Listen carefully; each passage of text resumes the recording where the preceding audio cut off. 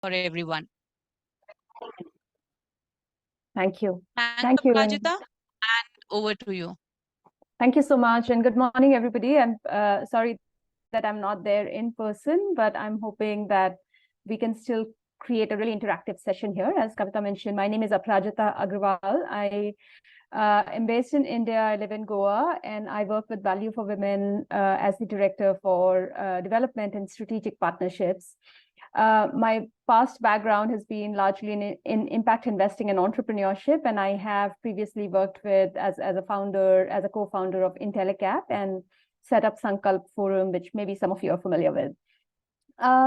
Today's session, I'll focus on try and keep my speaking part a little bit lesser and create a few specific opportunities for all of you to come back and ask a few questions as well.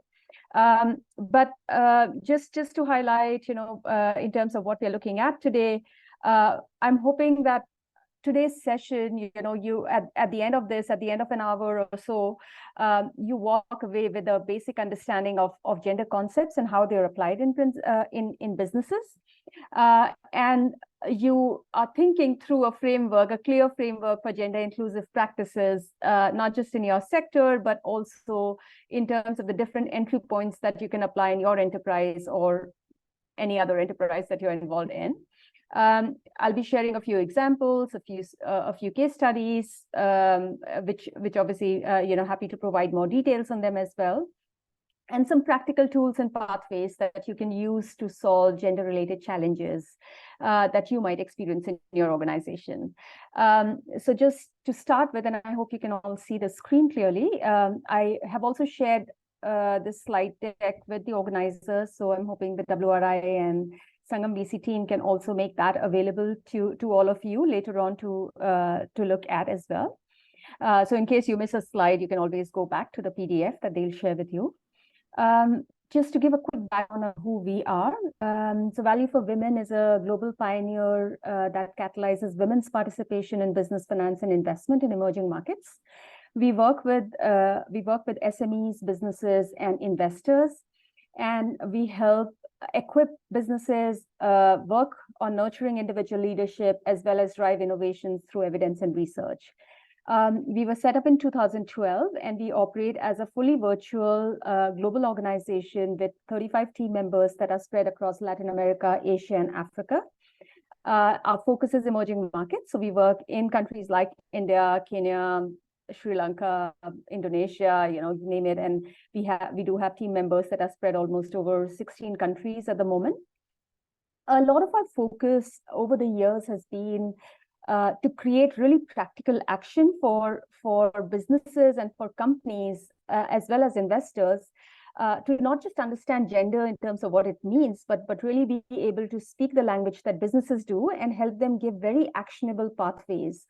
So not just about the why you should be thinking about gender in your business, but how can you do it? How can you take that first step to actually start putting it into your strategy or start putting it into practice? A lot of our work focuses around providing gender technical assistance to companies as well as to investors, which includes development financial institutions, foundations, donors, as well as fund managers, both venture capital and private equity entities. On the business side, we again work with a range of sectors: agri, clean energy, fintechs, financial inclusion. These are some of the sectors that we see most resonance in terms of our work, but we are also working with sectors like waste management, with climate tech, with healthcare, with education, and so on. In the last 3 years alone, we have worked with over 200 businesses, 35 plus investors, and 15 financial institutions and intermediaries. We continue to provide light-touch support to a much larger number of investors, SMEs, and others, and have several partners, that some of the names that you might recognize from who might be investors or partners of your own in your own work as well. Moving on, I'm going to dive straight into talking about, this term that we call the gender forward business practices. And it seems a mouthful, but we use that because when you're working in a business and you're thinking about how to build a sustainable and profitable business, you're also constantly thinking about how to ensure that it's a good place to work. It's where your team wants to come back, where you can actually think from a perspective of your clients, your stakeholder sets, your consumers, the producers that might be involved in your value chains, and so on. So we use this term called the gender forward business practices, which is essentially a set of practices that allow businesses to get more intentional about gender. And I'm using a fairly well-known industry definition here just to highlight what, from an industry perspective or from a sectoral perspective, what that means. Some of you may have heard of the 2X challenge. It's set up by 2X Global, which is a network organization focused largely on investors, but they provide this criteria, which is called the 2X challenge criteria. Which talks about how companies need to fulfill at least one of these criteria to be called gender inclusive.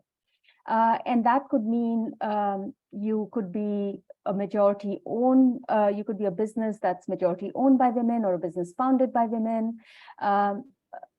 Criteria 1. Criteria 2 could be leadership. How many women are there in your senior leadership position or in your board? In terms of employment, how many, what representation of women is there in your employment, in your employee pool? And then consumption, whether your products and services are designed or focused on reaching out to women customers, beneficiaries. Again, the 2X criteria is the 2X challenge criteria is really the base. It's the floor, right? So even if you're meeting one of these, you could say that your 2X challenge aligns. So it gives you a starting point to say, okay, I've got some business basics, some gender basics in place in my business. Where do I go from here? And this gives you sort of that ladder to, or that grid to work on. However, when we talk about gender forward business practices within at Value for Women, we talk about businesses that intentionally seek to rectify gender inequalities. And you're constantly, as founders and as entrepreneurs involved in your business, constantly thinking about what you need to do to make your business shine, become better, grow, and become more profitable. So how do you think about, providing products and services that close gender gaps or that address the needs of women customers, clients, beneficiaries that you might have through your projects or your work? The second is about supporting gender diversity through internal policies and practices in the workforce. And the third point is really about strengthening inclusion and diversity across the value chain. So if you have a value chain of farmers, or if you have a value chain of producers, you could look at where women are represented in that value chain as well. We specifically have a guide that we produced with support from the Investing in Women program about 3 years back, called the How to Invest with the Gender Lens, that talks about this framework in more detail. I've referred to it here, but it's also easily available on our website as well as on Google.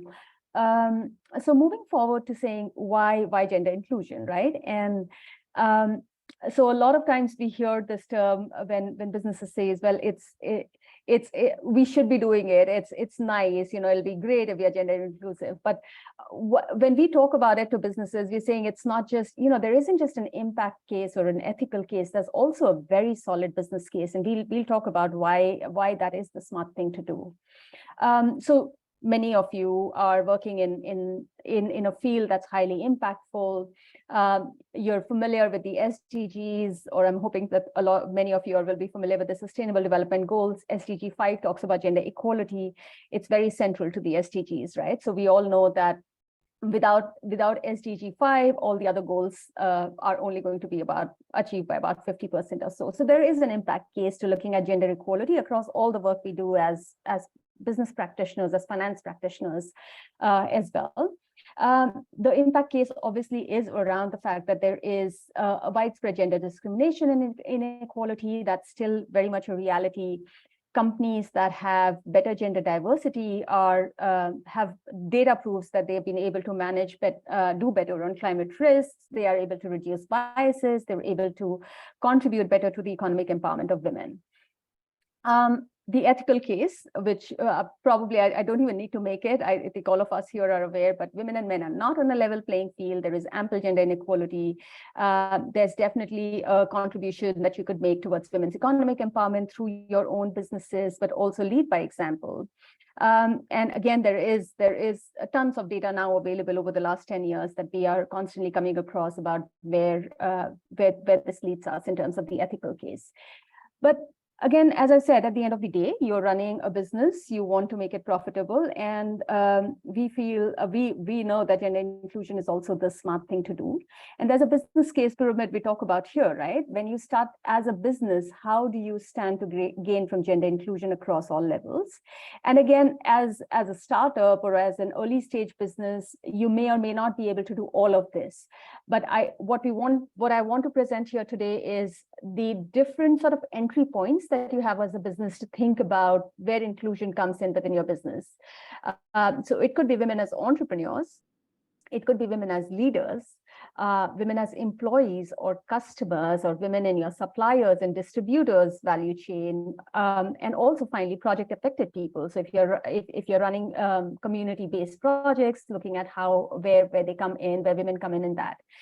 If you're not looking at this, you're essentially leaving money on the table, right? The fact that you are not tackling almost 50% of your market that could be your clients, that could actually increase your client base is actually leaving money on the table. So that's something that we can constantly continue to remind. And I won't go into the details here just to make sure that we have a little bit more time, but happy to jump back into more details as we go along.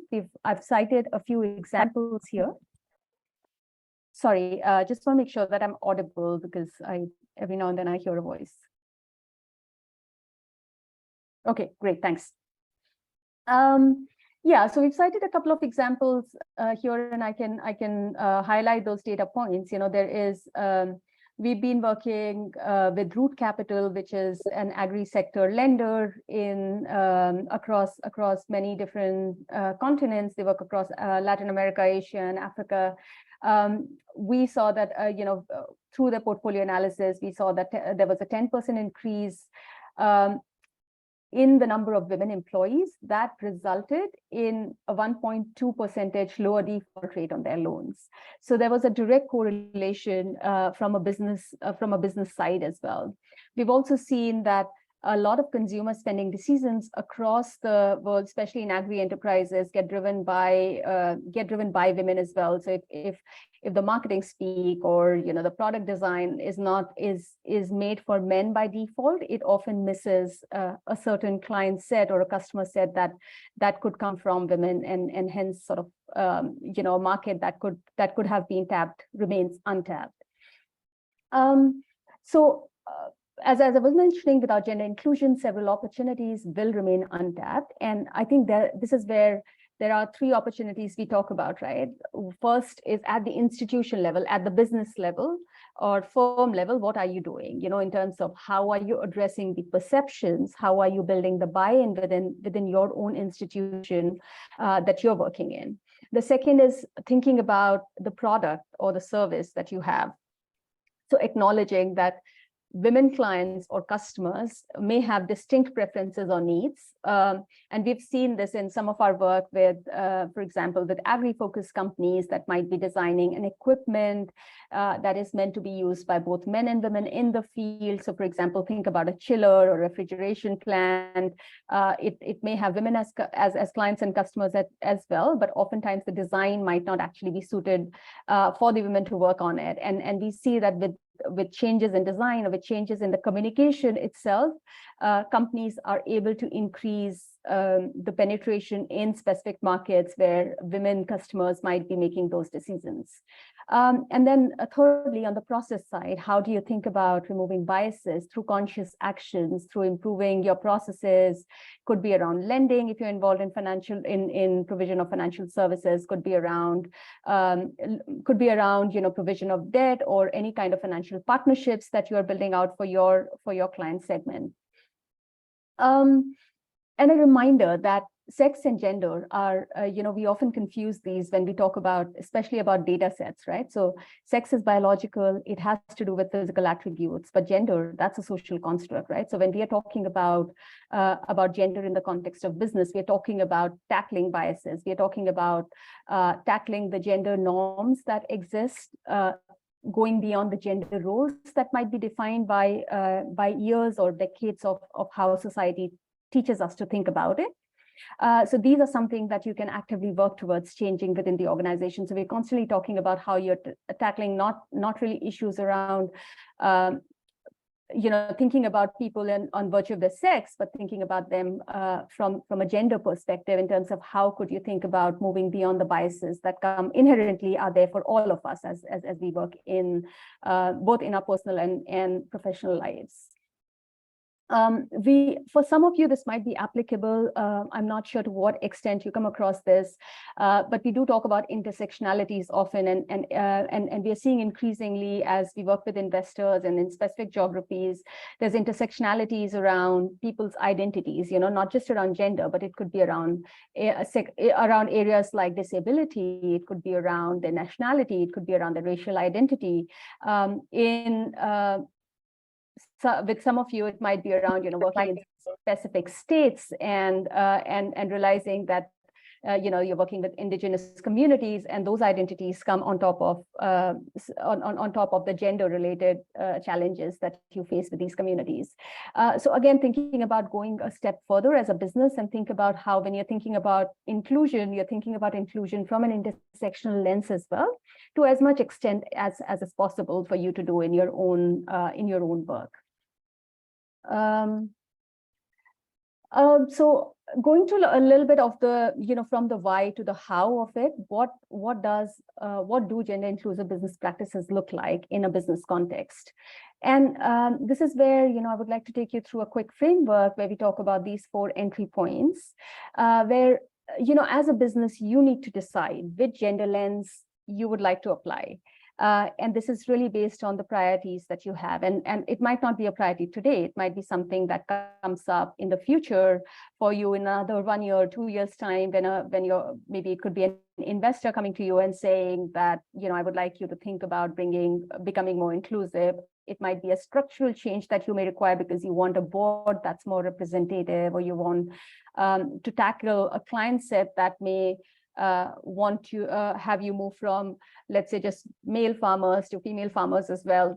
So thinking about all of those, so we talk about 4 specific areas. One is the women-led businesses. Looking at it at the founder level, women in the workforce, which is the second area or entry point. Third is women as customers, and then women in the value chain.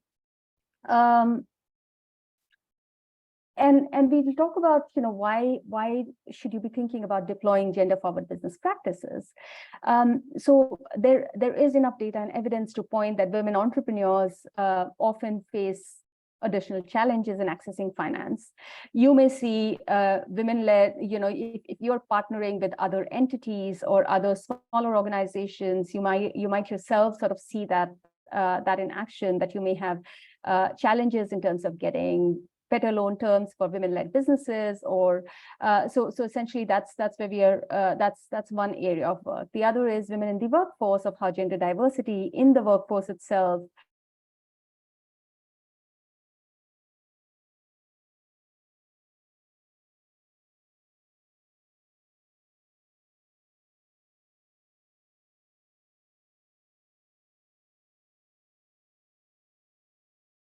client as well. Then women as customers, as a business, how can you maximize your sales opportunity by ensuring that both men and women customers are understood, that you're incorporating their preferences into your operations, and you're thinking about it in a more intentional way in your market research or your product or service design. Finally, women in the value chain. With a more diverse value chain, you obviously reduce the risk of supply chain disruptions and potentially improve the quality of inputs.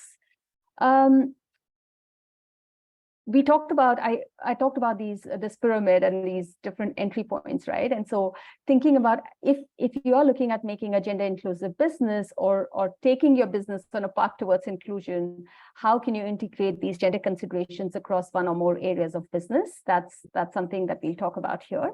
There could be multiple approaches. I've highlighted a few here, especially for off-grid energy companies or agri companies. It may include bringing in women entrepreneurs in the supply chain, looking at how you could be, women workers could be involved, for example, in a supply chain, or producers, depending on the kind of work that you're doing. Relevant for all types of companies is thinking about bringing in women founders or women leaders as part of senior management or board, and that diversity often goes a long way in terms of bringing in more diversity of thought process and greater efficiency. At the employee level, and this is something where I think almost all big or small organization can at least make a starting point, is thinking about job types, not based on gender, but thinking about job types, both technical and non-technical roles, as places where you can bring in more diversity, and how could you improve that? Very relevant for energy companies, especially even agri to some extent, is targeting women as customers, as end users, because a lot of times they are the ones who are at the end using the are your end beneficiary or customers. So how could you particularly target them? Because if the product design or the marketing doesn't speak to them, then there's always a challenge attracting them as customers. And then finally, if you're working on projects or community-based projects, also thinking about how are you working, for example, building an inclusive lens on your project site, or how are you actually ensuring that the communities that are affected by any kind of infrastructure change are being able to, you're considering both the conditions for men and women, which might actually be fairly different, and the impact of any such change is much different on them.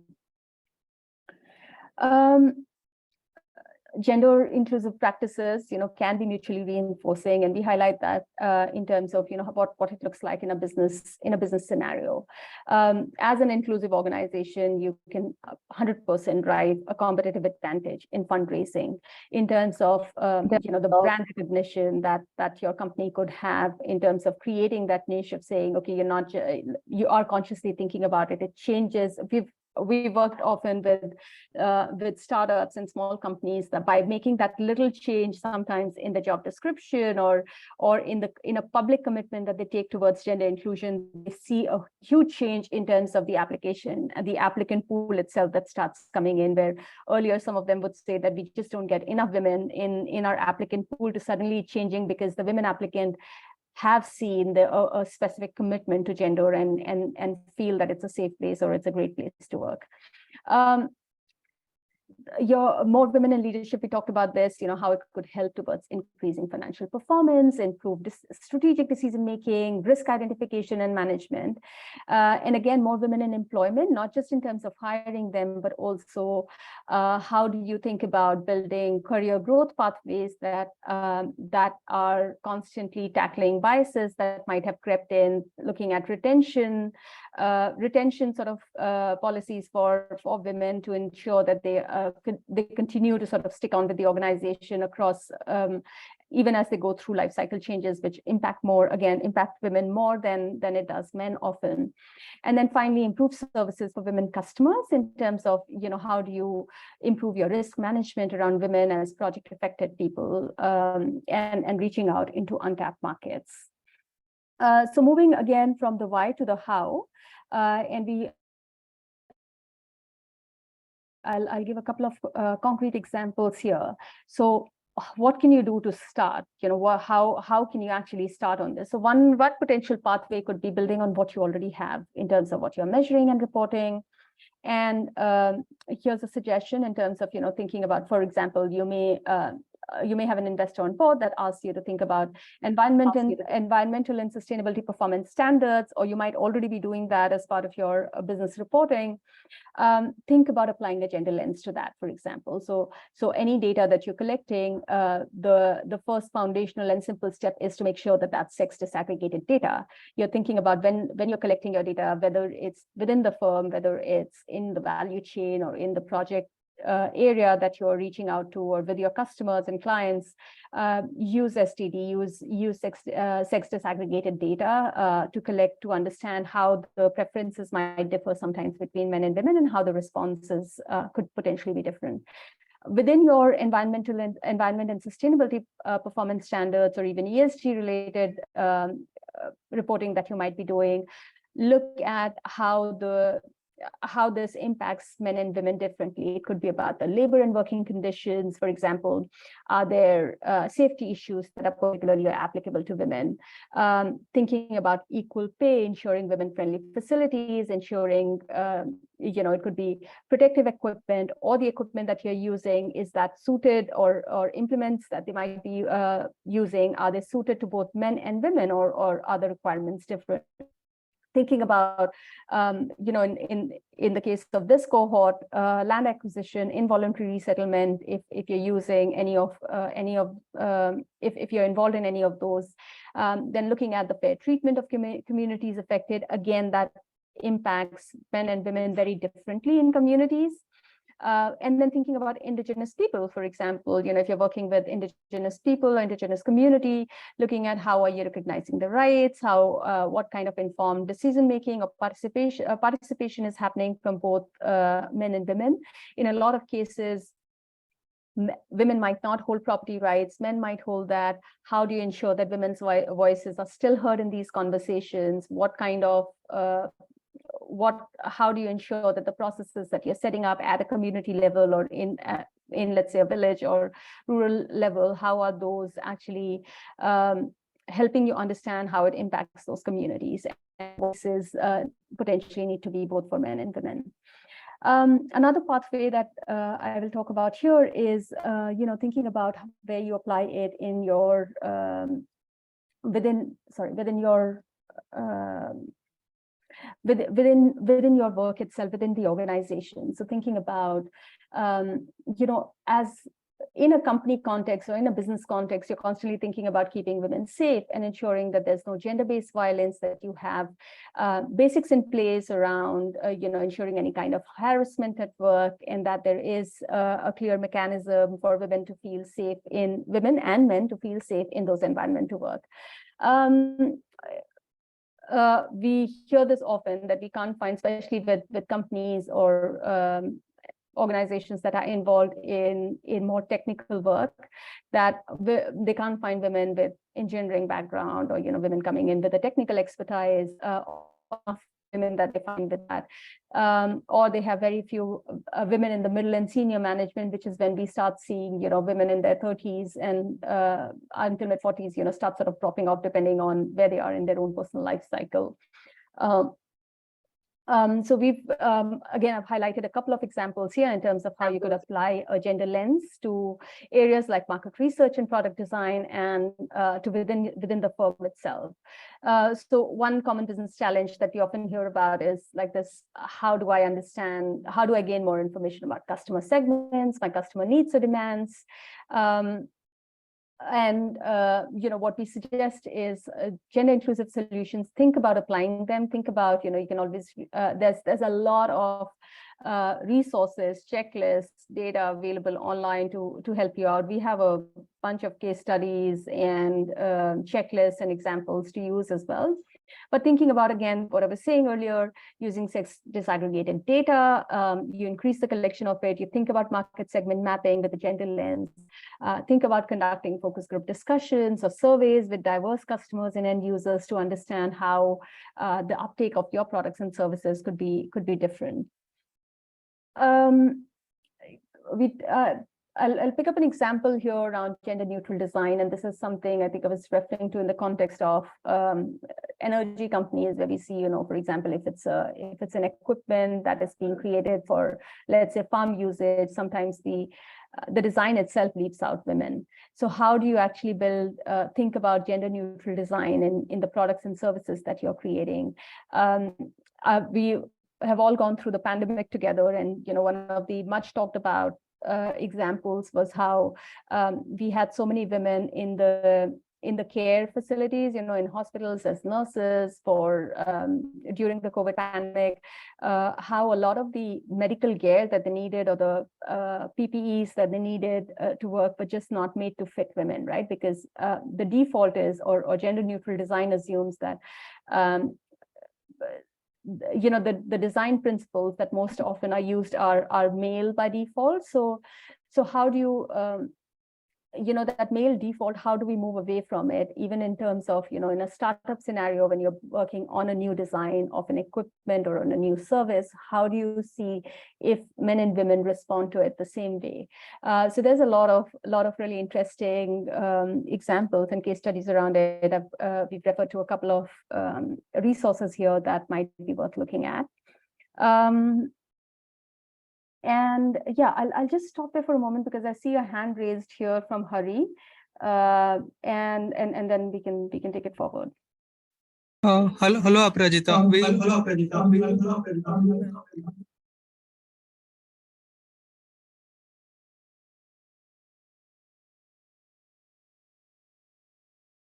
Hari, I can't hear you anymore.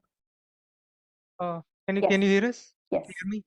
So we just want to see, if any of the audience have some questions. Sounds good.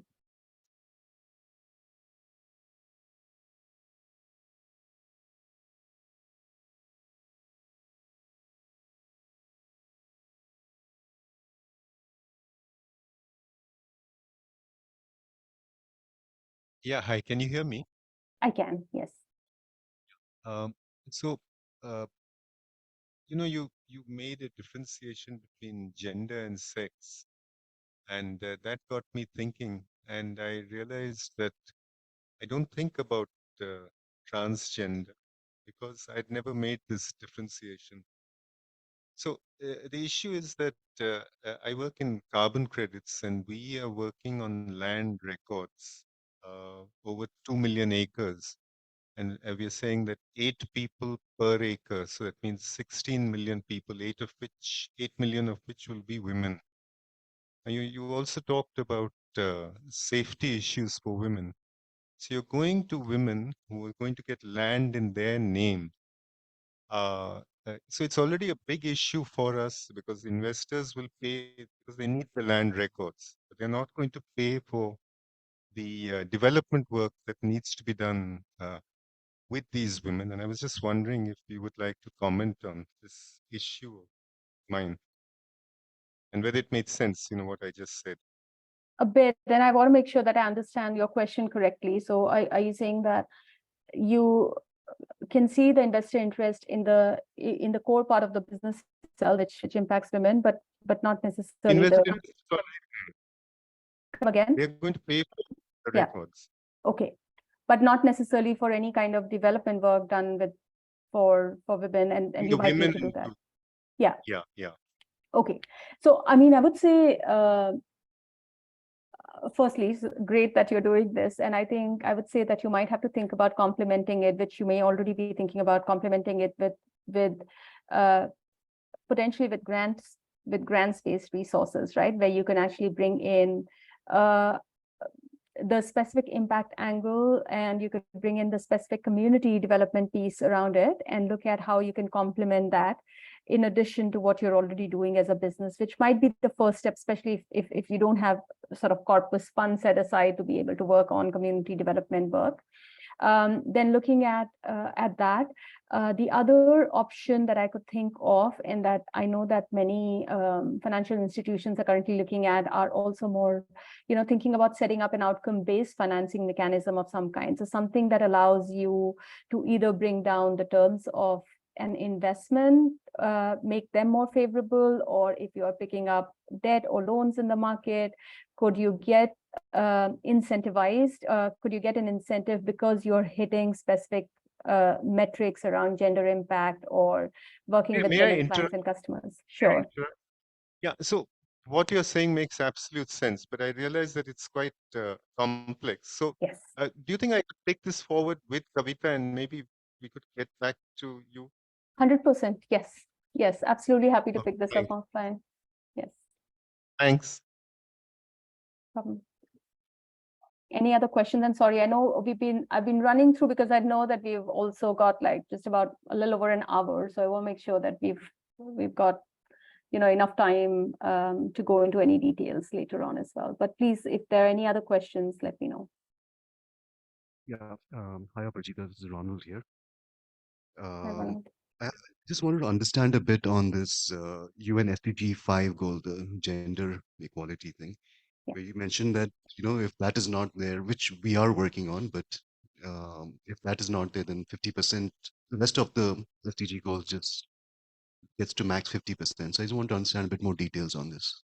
Yeah, no, great question, and something actually from a data perspective. Again, you can twist data and stats the way you want them to, but essentially every other SDG is focused on a certain number. I mean, assuming that the world's population is about 50% women, roughly. Anytime that you don't make women central, the gender equality piece central as part of any work, be it in climate, be it in energy, be it in industry, innovation, infrastructure, whichever other SDGs you look at, if you're not bringing in an equality lens or a gender equality lens to it, the chances are that you're only going to get to half of it, right? So the moment people start thinking about specifically bringing in a gender lens in their work, they're able to think about notionally double the target. So that's a point just to highlight that SDG 5, the fact that it impacts half of the world, is what's sort of quite central to any other SDG goals, doing better on any of the other SDG goals as well.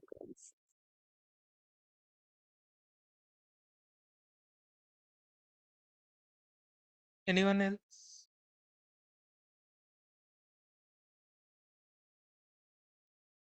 Thank you, Prachita. I am a woman founder of the company. So till now, I never mentioned that we are working towards the SDGs Goal 5 in any of many pitch now. So from your session, I understood that when we are working as a founder, and I make sure that I am providing a platform to the women who has taken a career break, as you know, a lot of which you are mentioning. A good engineer is not working in the peak of her personal this Okay. thing, and then she wanted to come back. So I'm trying to give a lot of employees of my companies like that. So does I qualify for SDGs 5 then? It's a great question. So honestly, I think you can look at how there SDGs are such a broad framework. Sometimes you can really decide how you want to measure and implement them, right? And the struggle that you mentioned is very real to us as a small organization as well. That I was mentioning we're about 35 team members, mostly women. For some weird reason, I think we have 4 or 5 men in our company, and I think we're constantly struggling with this as well. Like, technically we are SDG 5 oriented, but we are constantly struggling with how do we measure what are we doing under sustainable development goals if we have to create that metrics. So it's, to some extent, it's really on you. And again, it is also about looking at how you want to frame it, because you might be an out and out commercial company that, with investors or lenders that do not necessarily care whether you're ticking these boxes or not, and maybe you don't need to bring it in your narrative. Like in our work, I can tell you, as a consulting organization, we don't really actually see anybody asking us, unless we are speaking to a donor who's saying, okay, how does your work impact sustainable development goal, and then we can talk about it. But we normally don't see that coming up in our work. But we do recommend that. I think the SDG framework is great to sort of think about and also sensitize your own organization to say, how are they constantly bringing in that impact lens, not just the gender lens within the work or through SDG 5, but other areas of work as well. It could be around If you're an engineering focused company, it could be around how you're improving industry innovation infrastructure, how you're applying a gender lens within that itself, which could be your SDG 11, for example. Or if you're working on the energy side, how are you looking at SDG 7 with an overlay of SDG 5 of bringing in better gender equality? So it's not mandatory, as you know. SDGs don't really have, it's more of a guiding framework than anything else. So absolutely, I mean, feel free to use it if you think it's something that helps. You might be seeking donor funding, and I think that's where we see foundations and donors really care about SDGs. That's where we see a lot of emphasis on trying to understand where SDGs fit within your business context.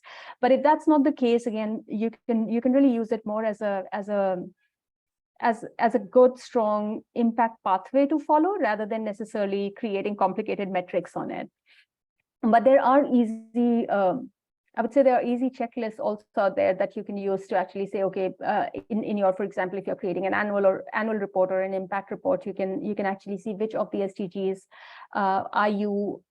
are you working towards, and how would you actually improve your goals or your impact within each of those SDGs as well, which is a great exercise also to align your KPIs to, and that's something that internally, we've just gone through a new strategy process, and we've been trying to do that, of looking at how do I KPIs tied to the SDGs itself, not just SDG 5, but even like we work with energy companies quite a bit, and looking at what is it that we're actually changing. Are we changing policies? Are we changing practices? Are we changing, the way these energy companies work within that? Are we actually changing the level of innovation in them? So again, like that's it's a great marker to sort of think about building as a framework within your business KPIs. Hello, thanks, Aparajita. We'll continue with the session. Maybe after the session, we'll again have a round of questions. Right, thank you. Okay, so going to where we were, and hopefully not too many slides after this, but I do want to leave with a few very specific examples and takeaways. So I know some of you talked about different frameworks and metrics around this.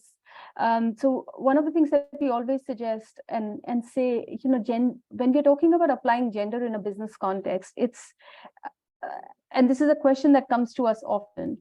What is the best practice? And I think we continue to say that there is technically no best practice. It's a journey, right? There is no ultimate destination that, it's not that, oh, if it's a company that's 100% women, that's the best place to be. No, that's not what we are aiming here. Being gender inclusive works both for men and women in terms of, it's not creating bias against the men. It's ensuring that the workplace is inclusive for both men and women, and that the products and the markets that you are reaching out to are inclusive both for men and women, not just for men. So that's one of the big differences. There are a number of tools that we've highlighted here that you could consider exploring. In the PDF that we've shared with the organizers, these are linked to the specific websites as well. Gender Smart Nexus is a platform that is our own, that we have created. It's free for enterprises to use. It as business can sign up on Gender Smart Nexus, and you can actually take a gender assessment of your organization. I think it takes about 15 to 20 minutes to fill the assessment survey. And it creates an automated report that offers insights or areas within your work where you can do better on gender inclusion. So it highlights where kind of a marker on where you are on gender inclusion within your business based on the data that you've provided. Three other tools that I wanted to highlight here. One is what we call WEPS, or the Women's Empowerment Principles. There is a gender gap analysis tool.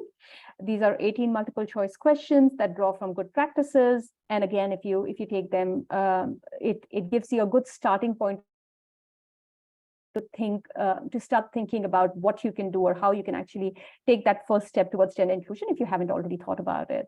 The other one is the energy sector management assistance programs, online resources. This is a resource library with various tools, especially for energy companies and industry stakeholders. This has gender assessments, easy to build out gender action plans that you can use for implementation and monitoring.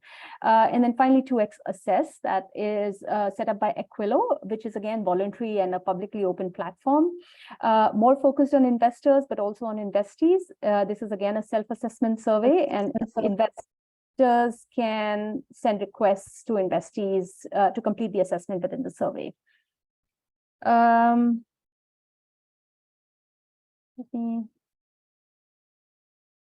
Just highlighting on the Gender Smart Nexus, which is something that that you can find through the Value for Women website itself, or the URL that's there in the PDF. What you typically see is an automated report, like what I'm showing here. It's a PDF that comes at the end of it, and it looks at all the business areas that you've provided in data on, which and we cover about 10 business areas, including overall gender commitment, where does gender show up in your leadership and workforce, around your HR policies, practices, your market research, product design, market strategy, sales, customer finance, customer service, supply and distribution, and then your data collection and analysis. And this includes compliance with 2X challenge, how close you are to 2X challenge, being 2X challenge compliant, and it also aligns with the WEPs, the Women Empowerment Principles I mentioned earlier. And there are very clear sort of specific actions that are mentioned here. This is with the automated report. You can always request for additional help if you're stuck anywhere. And then finally, and these would be a couple of the last slides, and I won't go into a huge amount of detail here, but I do want to leave all of you with a few examples of what do these look like. So here, picked up the, we didn't really have, I don't think we really had any, I couldn't find any case studies in our bank around land-specific enterprises, which I don't think we worked a lot of, but we definitely work with a lot of agri and energy enterprises. So I've picked up an agri-focused one here. I worked with Kentaste, which is a Kenyan coconut processing firm. And we did an initial gender assessment and market research with them.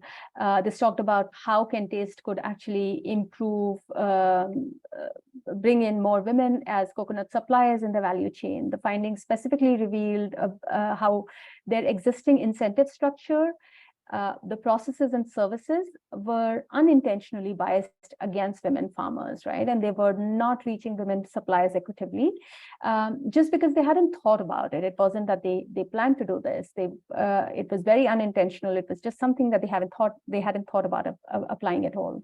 What our research with them actually revealed, the market research that we did, revealed that men are typically registered as the company suppliers, even in situations where women might be the main producers. And this basically ensured that women were not actually in the room when the trainings were done, when the company actually created any kind of skill-related work for them.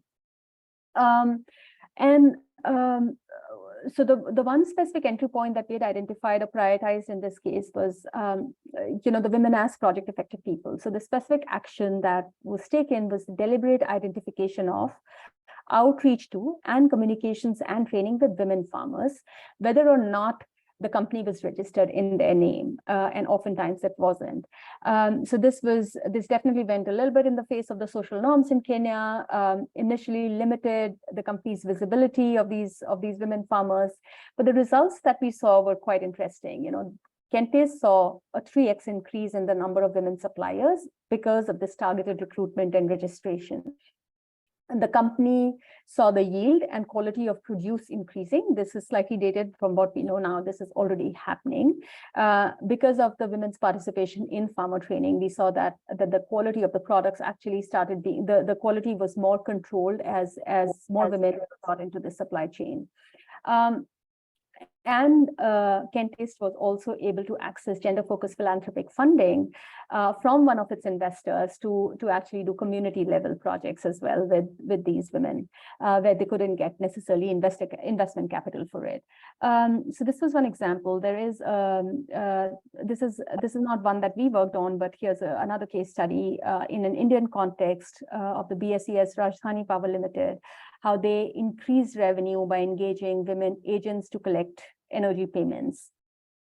And this one is in Delhi. They're an energy utility service that is serving about 2.6 million customers across South and West Delhi. They were losing substantial revenue in select neighborhoods. Electricity theft was quite common. They were seeing a lot of hostility and aggression against male staff who were sent to collect payments, and the gender norms often prevented male staff from being able to go inside the houses, sometimes to take meter reading, for example. And here we saw a specific entry point around women as employees, where the action that was taken was to make women a part of the customer service team that was sent to community with no uniform, no demand for payment, but just with the intention of trust building. Outreach to women and elders with tips for reducing household energy costs, community-based new connection camps, and all of these resulted in both increased revenue and increased employment opportunities for women in this particular company. I'll skip through this, but I'll talk about Alcazar Energy here, which was tackling gender-based violence prevention and response. So this Alcazar Energy operates in Benban Solar Park. They have about a $4 billion project that's covering an area of 7 square kilometer. There were 8,000 to 10,000 workers at any time on site, and this workforce largely came from Aswan area, and this is Egypt-focused case study. In this fund, there was a lot of, we'd seen a lot of gender-based violence that was there on project site. And one of the actions that were, a few of the actions that were taken to enforce a worker code of conduct was to create specific considerations for gender-based violence and child protection.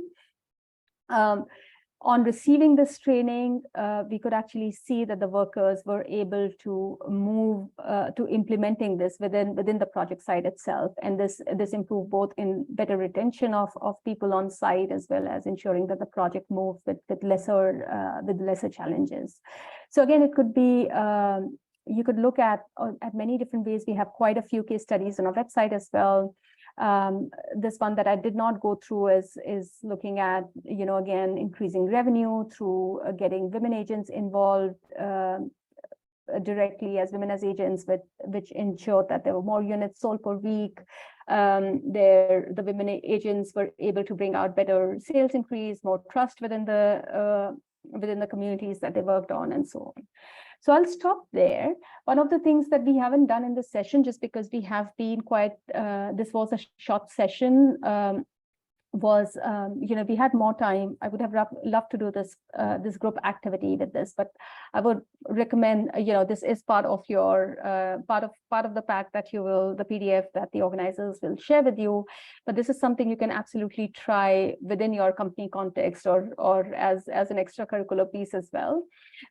In this particular activity, what we end up doing is, and we've done this both virtually as well as in person, sort of divide yourself into group, look at what are the specific challenges you see, right? So we often hear about not enough women in junior positions, which is why you don't get enough women leaders in the organization, or you don't find enough women with the right technical background and expertise to join the team, or like one of the participants was talking about, you want to support women in the communities that you work in, but just not sure whether you may not necessarily be sure how it may impact your project.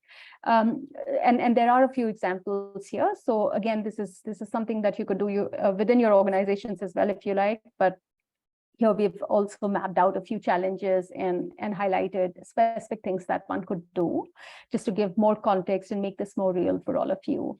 So I won't go through this, but this is absolutely available to you to look at. And my contact details are mentioned as well on the presentation deck. So feel free to come back to me if you need any more clarifications or any help as you think about becoming more gender inclusive in your own work.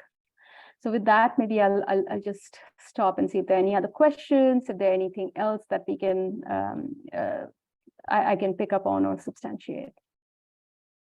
Hello, Aparajita. There is a question. Sure. Hi, Aparajita. Fine. What I want to understand is what is the thought process for non-gender conforming, non-binary individuals that are there? Yeah, I mean, it's a great question. So I think again depends on which context you're working in. If you're in a community-based projects, I think sometimes it's easier to think about bringing that in. But legally, in many countries, that it might not even be understood as these gender identities are not quite understood in. Sorry, I feel like I've. Did I stall there? I'm not sure if you can still hear me.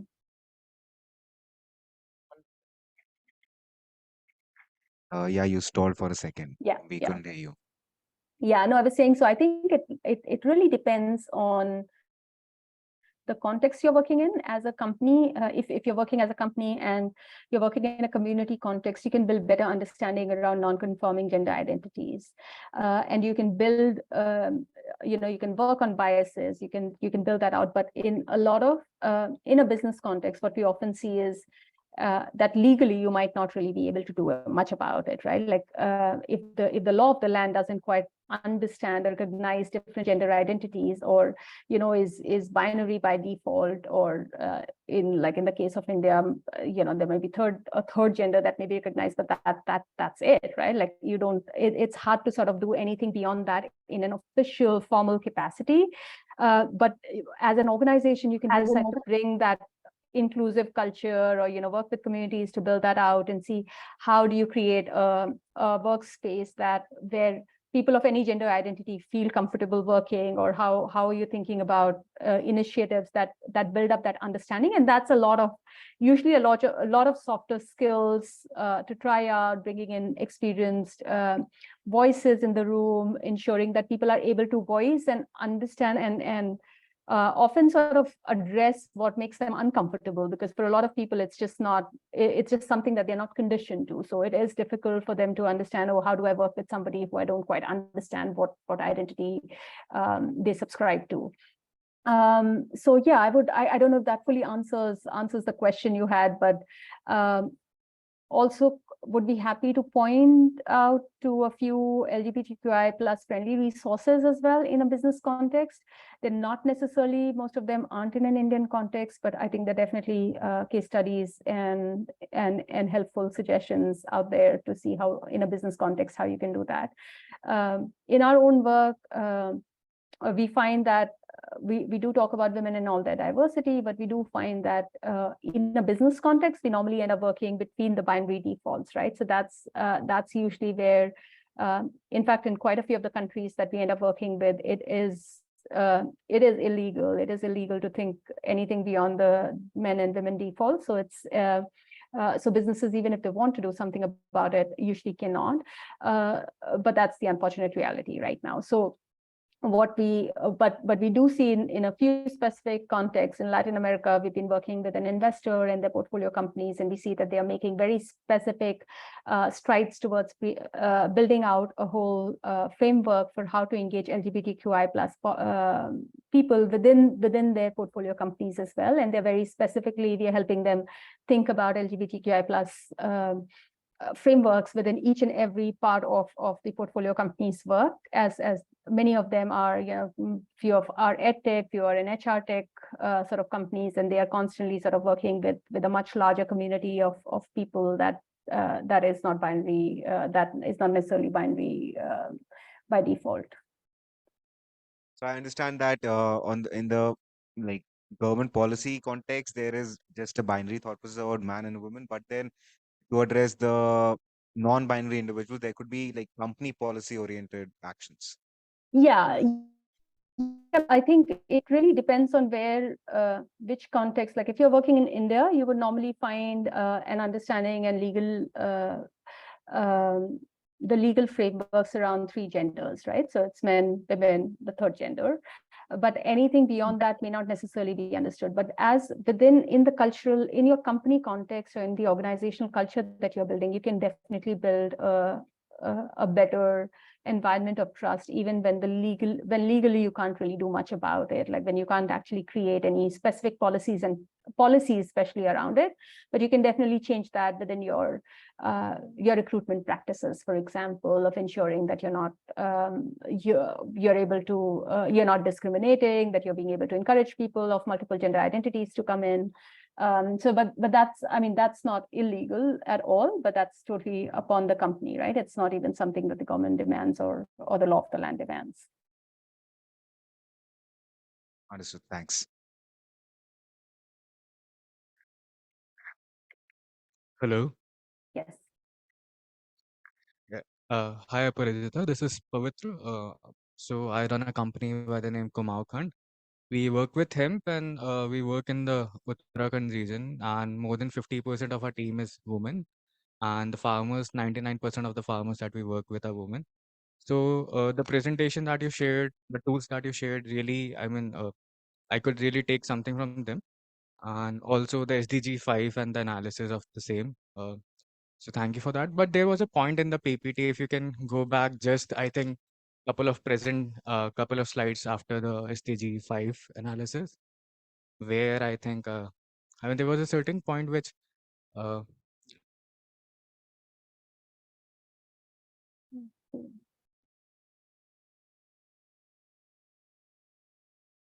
yeah, here only, I Okay. think. This one? No, the next one.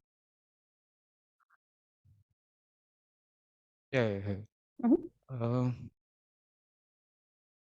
yeah. So, I mean, where it says that, investing in women entrepreneurs in agriculture as farmers can increase productivity and reduce costs for businesses. I mean, so my contention was with the point where it says it can reduce costs for the businesses, because I mean, the interpretation of it can be wrong, which I felt. So, I mean, I didn't understand how it can reduce cost. Sure. It creates, I mean, gender. I mean, I wouldn't pay. I don't want to. I mean, it's not a motivation for an entrepreneur if I have to pay less to a woman farmer. I mean, that's not the motivation I would want Correct. to have. Correct. The interpretation of it comes like that. I mean, Right. yeah, Yeah. No, that's not what it means. In fact, gender inclusive principles are all about equal pay and equal wages as well. So no, but this is actually drawing upon a data set that looks at uh, a data set of men and women farmers, and looks at how where women are involved as farmers, there is a reduction in the cost, in the running cost of businesses itself, because of the efficiencies that a lot of these women professional farmers also bring in. So more on that, we see the same data set actually being repeated in banks, in financial institutions, where there is greater diversity. You see that happening in loan portfolios, of default rates coming down, of customers coming up much quicker. So it's interestingly enough, it's data that's telling us this, but this is not related to the reduction of cost, is not related to lesser wages or lesser income paid to them. sure. I mean, the interpretation was all. It's a great point, yeah, and I think we can definitely do something to make it very clear here. It also links to a case study specifically, so I would encourage you to take a look at that as well. It's a 2X Global published paper.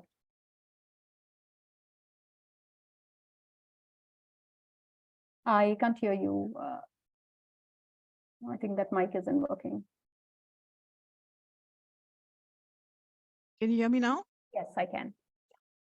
Okay. I just wanted to ask you, would you be aware of any particular tool or program that's there for entrepreneurship with rural women? Because I work on various land use projects, and one of the things that I find is that women look at themselves as either suppliers or daily wage earners or something, but they don't look at entrepreneurship per se. They don't look at ownership of something that they could do together or individually, because they don't see themselves in that role. And often see that there are people who could do that, but to get them to understand that concept and to incentivize them, there should be some program or tool, and is there something like that for Indian women in a rural There, landscape?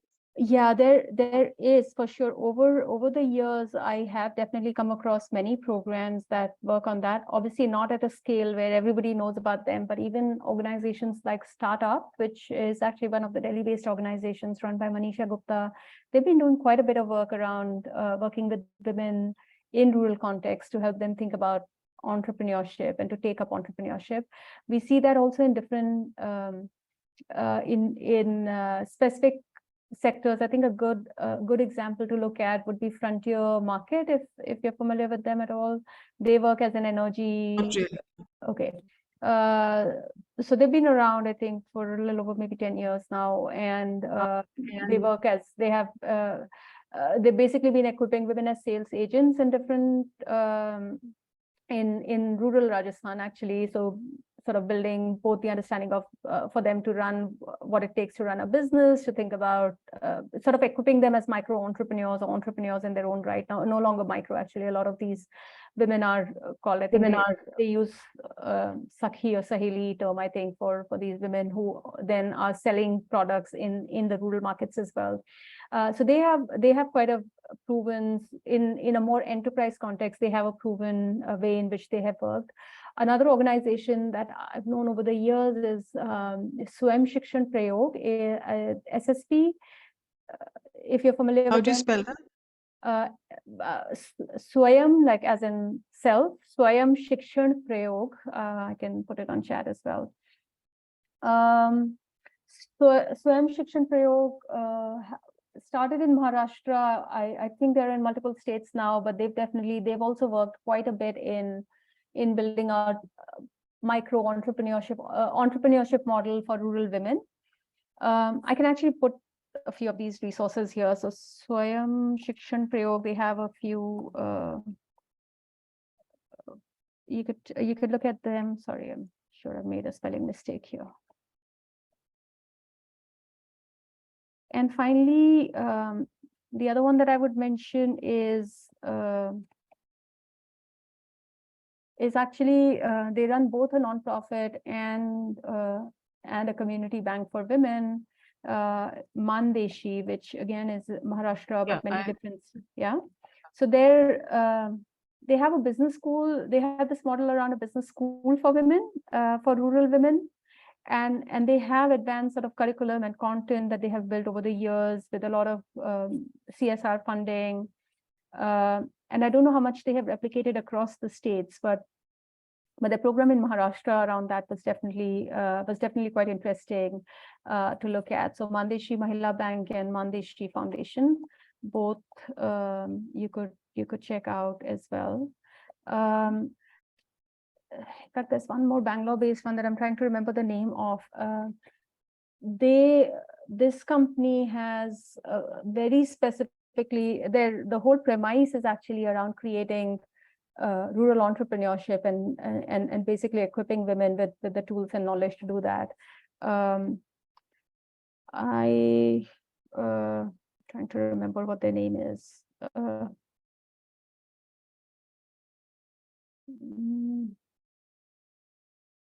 And they're doing this actually both in India as well as in Africa as well. God, this is Hi, when I feel I've Aparajita. got old. Kavita. Yeah, I think Kavita. we can share the resources with the cohort later. We'll be in Sounds touch good. with you and we'll do a follow-up. In the interest of time, I think we have more questions. We can just take one question and then we need to take a break. Sure. Yeah, hi, Aparajita.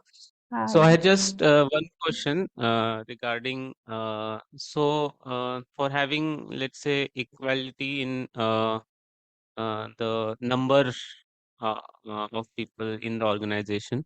So one way I think you mentioned was just to have an recruitment process which is very equal in a sense and very inviting for all genders and doesn't discriminate. But other way could also be that to have specific to decide that 60% or 50% of our staff will be women or 10% will be from some other gender. And so then the whole process, like some staff leaves, then the next staff has to be a woman and all. So does that work, and how does that work? And also another just with that was that, should then we look at this, let's say 50% we decide, should then also be looking at every section or different job categories, or like we already discussed, I think at leadership level how it is important, but at roles which are mostly, like let's say we have drivers in our organization, so should we also be looking at, yes, 50% of our drivers should also be women, and then how do we do Yeah. that? So yes, just go. No, that's a great question. And, we have actually tons of resources around it. Normally, when we work with organizations, with businesses, we actually help them think through all of this, right? But those engagements often run over months and look at, so both systems work, looking at more at better tackling bias in your recruitment process, to actually thinking about quotas or targets in recruiting practices. Both work. Really depends on where you're at. There is no, again, I think we keep on reminding, there is no ultimate destination here. It's about a business deciding that they want to move on that path and saying what good looks like for them, right? Like we come across this in a lot of, when we work with commercial banks, for example, we actually hear a lot of them come to us and say, well, we want to have better, more women in the workforce, can or retain more women managers. Can you actually come and do a training for them? And oftentimes you start with, okay, it's not about changing those women. It's actually about thinking about, as an institution, what you could do to actually make the workplace better for women and for them to stick with the company or with your bank for a longer through their career. So how can you build in that flexibility around, it could be around sabbaticals, it could be around investing in their learning, it could be around building quotas, as you say. But don't look at it in isolation is one of the suggestions I would make. Like, think about where it fits in your overall organizational plan or growth, because you don't want to do it as like a CSR activity or just an impact focused activity, but you want to make sure that it is actually enabling your business and is building, and the case, that business case, is also very clear to everybody. So it's not really about lowering the bar because you want more women in, but you will find enough and more qualified women to come in for all kinds of roles. I love that you made that suggestion about thinking about bringing in women even in roles that might not necessarily be thought about as women's work, right? So we often, and this is something that we've actually tried and tested with many of the companies that we work with, where they brought in women in heavy engineering roles or women as drivers and in supply chains, etc. And we've seen those work absolutely well as well. Again, there could be context specific challenges. We see that, like, a few years ago, if you talked to microfinance institutions in India, most loan officers were men, or collection agents were men, because they were carrying large amounts of cash with them. With the digital sort of payment mechanisms now, we're seeing more and more MFIs are ready to embrace women as sales agents or as loan officers, just because that whole dynamic is changing because of that little innovation on the digital payment front that has happened, and not handling cash. So the safety issue has sort of become a non-issue. So it's really about looking at what is the area that you want to tackle. You can set up, if you start thinking about, I've mentioned a few resources around building gender action plan. You could actually think about starting with identifying a few areas where you want to make a change. Discuss within your team and say, how does it tie to your business practices, and start putting in some targets around it and say where you get to. And it might not be an absolute number. It might not be, say, oh, suddenly, in 2 years' time, you can do 50% of your workforce will be all women. But maybe it's about, a 10% increase in wherever you are in the next year, or another 5% increase in the year after that. So those are good incremental goals to have.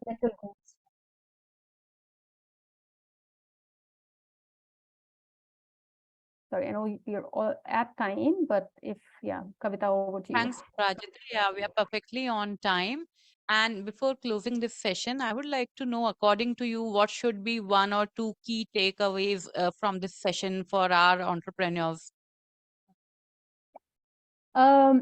The one that I would say is to not think about gender as something that's foreign or alien, because all of us are living in a society that's half men, half women. We are constantly in our workplaces and in our society. So think about making a beginning. Think about because there is a very strong business case and there's enough data and evidence to point to it.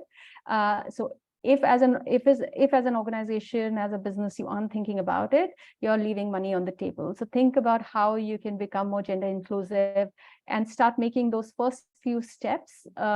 Seek help where you need to. There are a ton of resources available, both online. I'm encouraging you to go through our website as well. There are resources that on Gender Smart Nexus platform, there are resources that you can access for free as well. You can reach out to people, to other organizations who have done those incremental changes. But I'd say just make it. It's not a big step. It's those little steps that count towards making a more gender inclusive organization. So go for it and go ahead and try and do that. Thanks, Aparajita. Thank you so much for joining us today and sparing your time.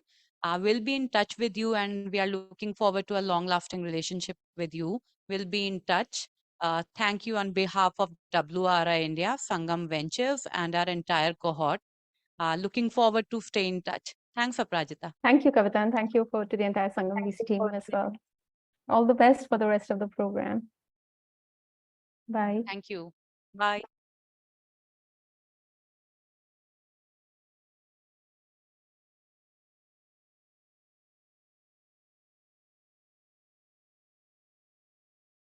So now we can have a tea break, and after that, we'll start with the other sessions.